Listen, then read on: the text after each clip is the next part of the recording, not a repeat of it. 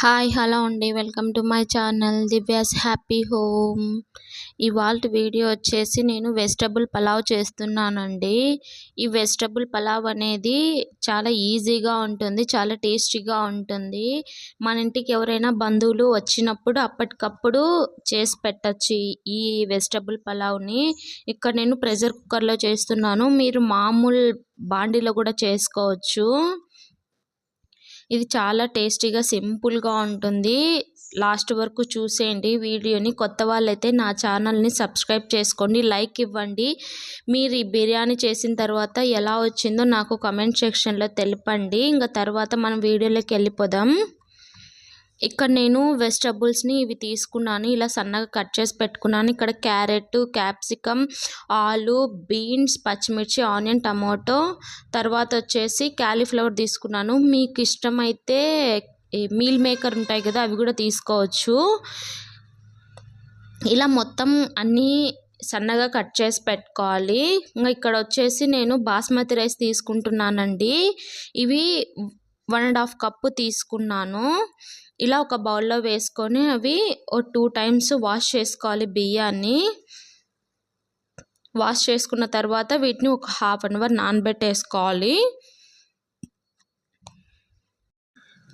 ఇంకా తర్వాత వచ్చేసి గ్యాస్పై ఒక ప్రెషర్ కుక్కర్ పెట్టుకొని అందులో oil are ghee are butter ఏదైనా వేసుకోవచ్చు మీకు నచ్చినట్లు. ఇక్కడ నేను ఆయిల్ బటర్ యూస్ చేస్తున్నాను. ఇక్కడ బటర్ యూస్ చేయడం వల్ల రైస్ అనేది ఎంతసేపు ఉన్నా పైన వాడిపోయినట్టు ఉంటుంది కదా, అలా ఉండదు. ఎప్పటికైనా చాలా బాగుంటుంది ఎంతసేపు అయినా.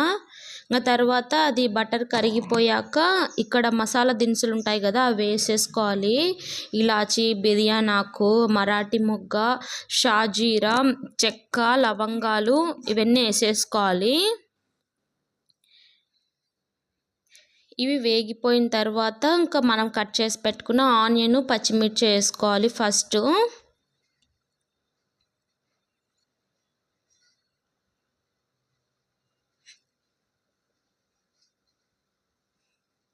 ఇవి వేగిపోయిన తర్వాత ఇంకా అల్లం వెల్లుల్లి పేస్ట్ లైట్గా వేస్తున్నాను ఇక్కడ.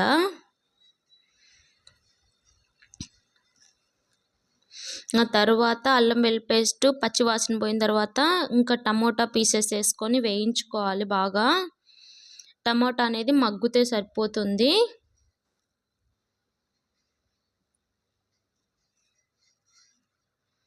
ఇంకా తర్వాత ఈ మగ్గిపోయిన తర్వాత ఇంకా మొత్తం వెజిటబుల్స్ అన్నీ వేసేసుకోవాలి ఇక్కడ.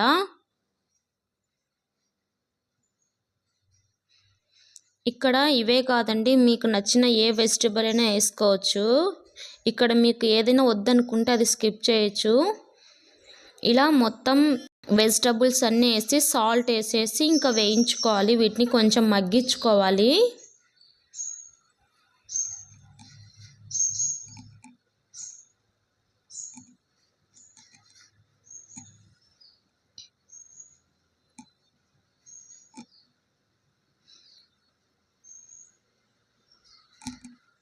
మూత పెట్టి కొంతసేపు మగ్గించుకోవాలి, మధ్య మధ్యలో కలుపుతూ కొంతసేపు ఇవన్నీ మగ్గించుకోవాలి.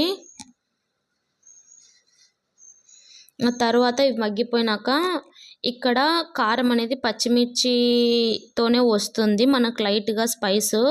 ఇంకా ఎటువంటి కారం వాడలేదు, కొంచెం ధనియాల పొడి, కొంచెం జీలకర్ర పొడి వాడాను అంతే. మీకు కొంచెం స్పైసీ కావాలంటే కారం వేసుకోవచ్చు, లేకపోతే మనం వేసిన పచ్చిమిర్చిలోనే కారం సరిపోతుంది, లైట్గా స్పైస్ అనేది. దీనికి ఎక్కువ కారం ఏం అవసరం లేదు ఈ వెజిటబుల్ పలావ్కి. ఇంకా తర్వాత మనం నానబెట్టి పెట్టుకున్న రైస్ని వేసేసుకోవాలి. మొత్తం నీటిని అనేది మొత్తం పోగొట్టేసి ఇంకా ఓన్లీ రైస్ని వేసుకోవాలి.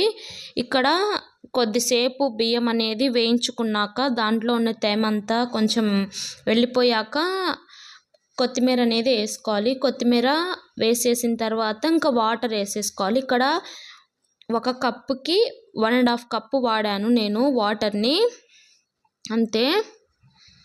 ఇంకా తర్వాత వచ్చేసి సాల్ట్ చెక్ చేసుకొని ఇంకా విజిల్ పెట్టేయాలి. మనము 1 విజిల్ పెడితే సరిపోతుంది. ఇంకా మొత్తం ప్రెషర్ అంతా వెళ్ళిపోయాక ఇంకా ఓపెన్ చేసేసుకోవచ్చు. చాలా టేస్టీగా ఉంటుంది, చాలా సింపుల్గా ఉంటుంది. మన ఇంటికి రిలేటివ్స్ వస్తే అప్పటికప్పుడు చేసేసుకోవచ్చు ఈ సింపుల్ వెజిటబుల్ పలావ్ని. ఈ పలావ్ని మనం సింపుల్గా పెరుగు రైతాతో కూడా సర్వ్ చేయొచ్చు, చాలా టేస్టీగా ఉంటుంది. ఆలు కుర్మాలో కానీ, చికెన్లో కానీ, లేకుంటే మటన్లో కానీ, దేంట్లోకైనా చాలా బాగుంటుంది. పిల్లలైతే ఇలానే ప్లెయిన్గా తినేస్తారు, చాలా టేస్టీగా ఉంటుంది. మీరు కూడా ఒకసారి ఈ వెజిటబుల్ బిర్యానీ చేసి చూడండి. ఎలా వచ్చిందో నాకు కమెంట్ సెక్షన్లో చెప్పండి. థ్యాంక్ యూ సో మచ్ అండి నా వీడియోని చూసినందుకు. Thank you so much. మీరు కొత్త వాళ్ళైతే నా ఛానల్ని సబ్స్క్రైబ్ చేసుకోండి.